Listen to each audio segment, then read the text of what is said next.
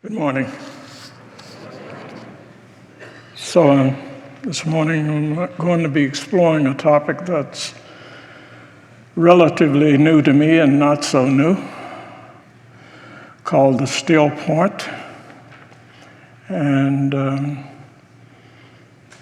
before I do that, I want to share a few thoughts that encouraged me to delve into this thought process. I'll begin with this. It says, at the still point of the turning world, neither flesh nor fleshness. Oh, yeah, I love that. Neither flesh nor fleshness, neither from nor towards. At the still point, there the dance is on, but neither arrest nor movement. And do not call it fixity, where past and future are gathered, for it is neither movement from nor towards, neither ascent nor decline. At this point of awareness, when we become that still point, we find we can get nearer to truly moving into ourselves. It's a state of being where time itself can pause or stop just long enough where we become present to actually feeling the body and the breath as one. I stumbled on this idea a few weeks ago, and I thought I was onto something new. And Sally Jo reminded me this morning that she's been practicing this therapy for some time. So I never thought of myself as practicing the therapy, but the idea and the concept I found to be fairly new to me in that name space.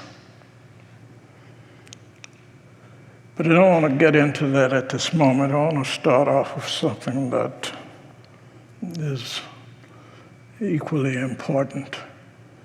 So long before there were churches on every street corner, there were what was called circuit riders, preachers who rode horses to different locations to deliver the messages of hope and faith to people right where they were. And one of my favorite stories about the practice evolves around a circuit rider in Tennessee, which is one of my states where I officially began my journey in ministry. So this one circuit rider was out riding one afternoon, and he comes upon a farmer who's hard at work in his fields and hoping to invite the farmer to his church. The preacher calls out, "It's a fine day, isn't it?" And the man responded, "Maybe fine for you. All you've got to do is ride around and think about God all day. While I sweat in this field working hard." And so the preacher says, "You're right. I'm sure you do work hard, and I admire that. But what you need to realize is I do a different kind of work." And the farmer says, "Yeah, sure." And then the preacher says, "You're right. You know, you do work hard in these fields." And the man says, "Again, all you do is ride around thinking about God all day. And when I think about it, that's really not work. And it's definitely not hard." So the preacher responds, "It's harder than you think." He said, "I'll tell you what. If you can think about God for 1 minute and don't think about anything else, I'll give you my horse, and that will make your work a lot easier. And the farmer says, you can't be serious. And the preacher says, yes, I'm serious. And the farmer says, you got a deal. The preacher says, start. 10 seconds go by, 20 seconds, 30 seconds. The farmer looks up and says, does the saddle come with the horse?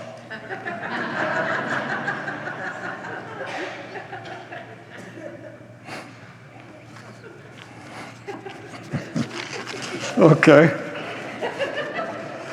So all he had to do was think about God for 60 seconds, but he couldn't do it, or perhaps he just wouldn't do it.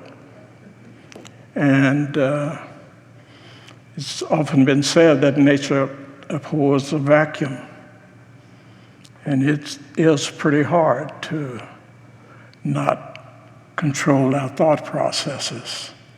As a matter of fact, I'm going to suggest that the reason we have a lot of unhappiness and a lot of unease and a lot of unrest, a lot of struggle in our lives is because we can't take the time or are unwilling to take the time to be quiet and to be still and to be rejuvenated and to be re-energized through the power of the Christ that is in us. I'm going to make that assertion this morning. Also, we'll assert that we struggle with silence. We get uncomfortable with it.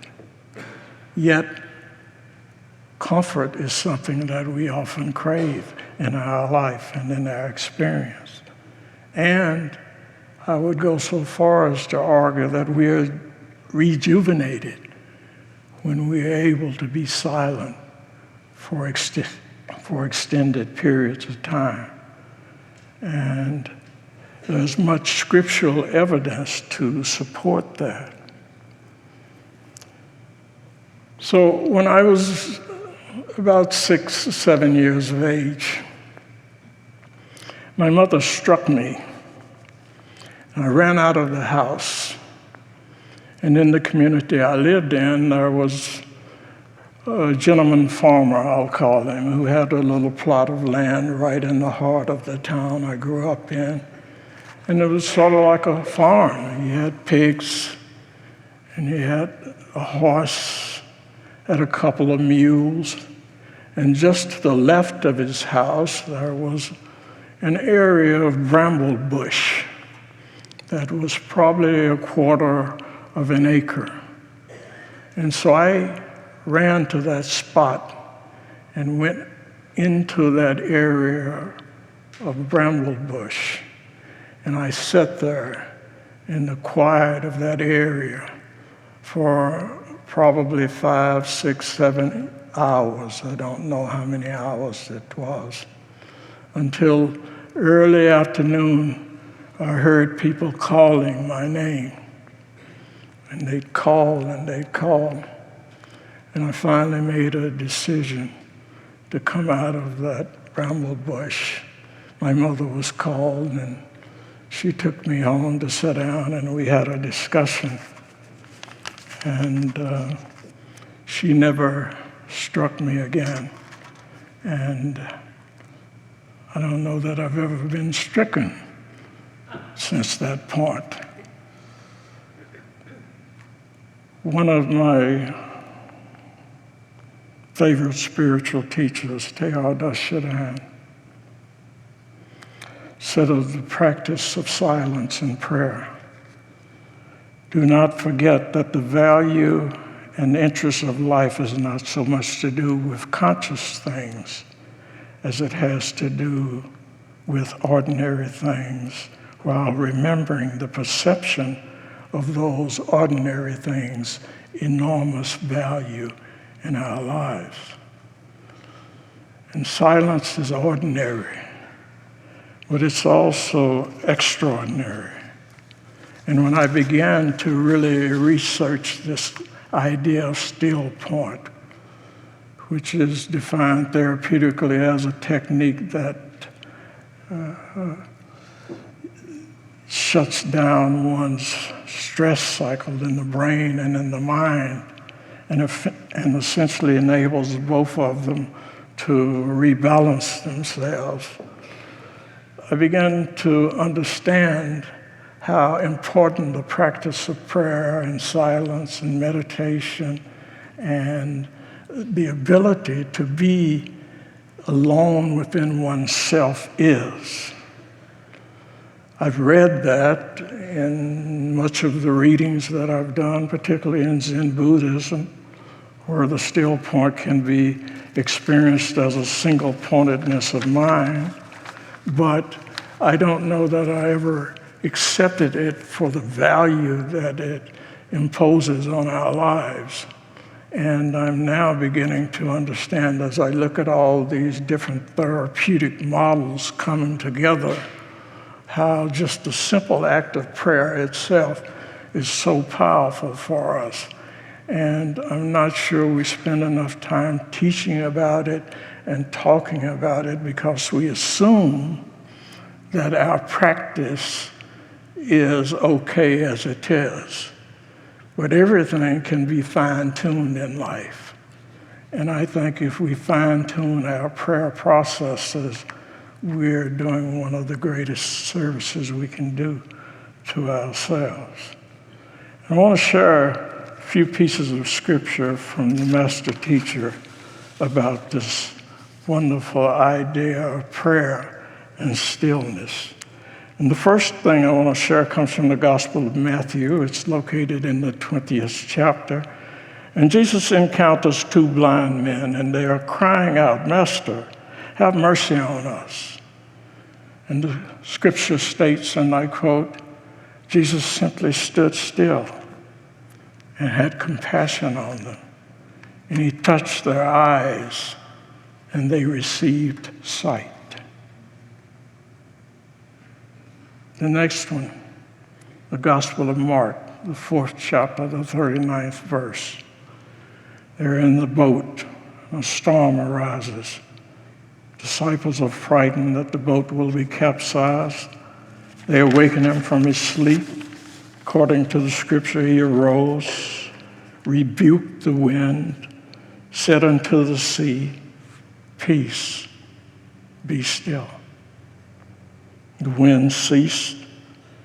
There was a great calm. The Gospel of Mark, the 10th chapter, the 49th verse. The setting is the city of Jericho. They encountered a blind man sitting by the highway, begging, "Son of David, have mercy on me." The scripture states, and Jesus stood still, said to the man, "Go thy way, thy faith has made you whole." Be still. Go thy way, our faith has made you whole. Luke 7:14, the city of Nain, a woman exiting her home behind a procession of men carrying a casket containing her only son, her only reason for living, her only reason for existing, her only reason to actually stay alive. And the scripture states, he touched the casket, and the pallbearers, as we call them today, stood still. And he that was dead got up and began to speak.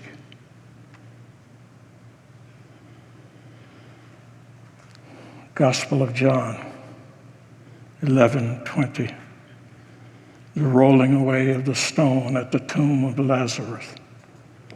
From quietness and stillness, then with the power and conviction, he spoke, "Lazarus, come forth."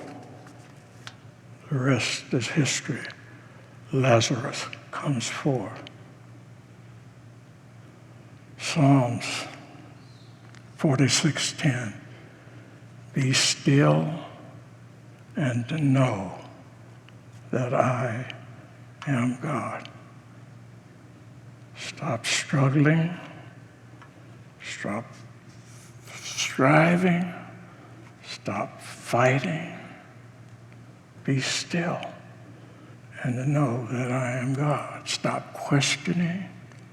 Stop begging. Be still and know that I am God. And this particular psalm was written by the sons of Korah. And the two guys were warriors of sorts, but they were actually musicians who had no interest in being at war with anyone or anything. They simply wanted to be able to use the creative energies that they had to bring about peace and to support healing and to provide a platform for the people of that particular era to be able to go into a welcoming place and have nothing but love and harmony and peace and quietness. So if you've been listening to me, you've heard me quote Jesus from each of these four Gospels. And in each instance, or each circumstance, no matter what the condition was, he referenced stillness. In the Greek language of the New Testament, or I should say Greek Aramaic language, the word for stillness is histemi. It means literally to stand by or to stand forth, to stand still. And I want to suggest to you that either one of these definitions may sound easy and they may sound simple, but to actually experience them is an entirely different matter. Because our lives are filled with stuff. And it's up to us how we manage the stuff in our lives. Accidents, anger, inharmony, disparity, whatever your thing is that's getting you into a stage of upset, is up to you to manage that distraction. How we define it for ourselves, that's a whole different matter, but it's still up to us. One of my favorite Miles Davis quotes is when he said to another musician, sometimes you have to play a long time to be able to play like yourself. And Miles was an incredibly bright, deep person. Sometimes you have to play for a long time to play like yourself. Everybody can play according to harmonies and all the different aspects of music, but to play like yourself is a whole different ballgame. The same process is true with living. It takes a long time to live like yourself. Not like the self that everybody suggests you should be, but to live like yourself takes a long time. And it doesn't happen instantaneously. Never forget what Beethoven said about his Ninth Symphony. He said that symphony came to him in a flash one night in his sleep. The entire Ninth Symphony came to him in a flash one night in his sleep. He said he got out of bed immediately and he began composing it. The composition took weeks. The symphony came in seconds, but the composition took weeks. The Spirit of God is in us all the time. It's flashing for us. But it takes time and effort and discipline to make it work and become a part of who we are. The still point. For me, it's about creativity, it's about acceptance, it's about awareness, it's about motivation. It's about our willingness to be guided and directed by something greater than ourselves. It's about inspiration. And finally, it's about something we don't like to hear much about, and that's discipline.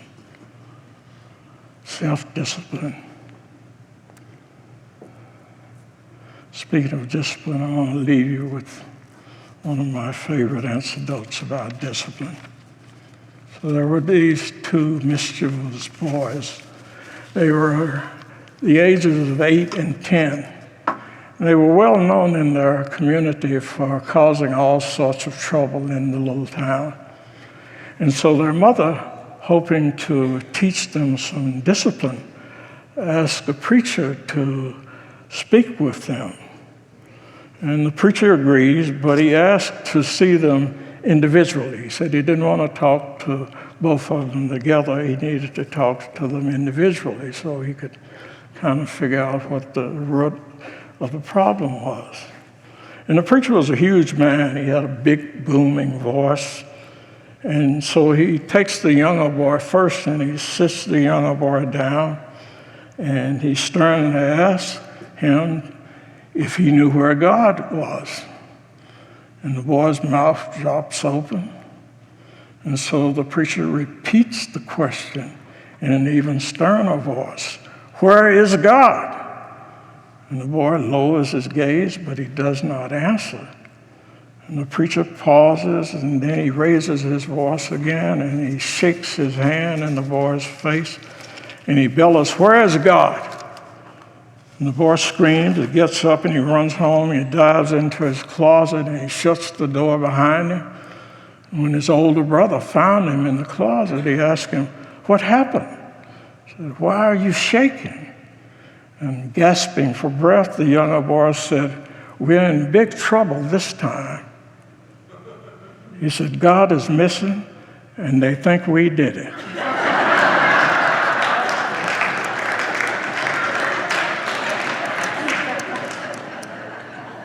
I'm missing. God bless.